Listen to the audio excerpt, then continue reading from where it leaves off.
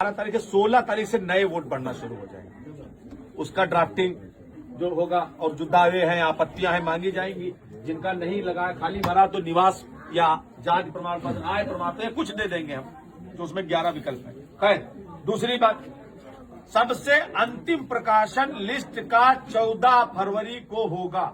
14 फरवरी, तो ये उम्मीद रखिए कि 14 फरवरी को लिस्ट फाइनल प्रकाशित हो जाएगी। खत्म है ना, एसआईएल की प्रक्रिया खत्म। फिर पहला चुनाव पंचायत का पड़ेगा, और जब एसआईआर हो जाएगा तो गांव का वोट गांव में रह जाएगा, शहर का शहर में रह जाएगा। कोई भी वोटर दो नहीं रह जाएंगे, एक ही वोटर होंगे।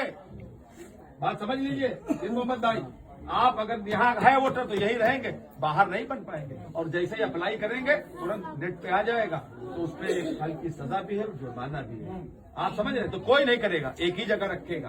तो जब ये सब कुछ छटनी हो जाएगी तो ये मान के चलिए, उम्मीद हमको पिछली बार भी यही हुआ था, इस बार भी जाता है कि एसआईआर के बाद पंचायत चुनाव इसी लिस्ट पे होगा, पुरानी वाली लिस्ट पे नहीं।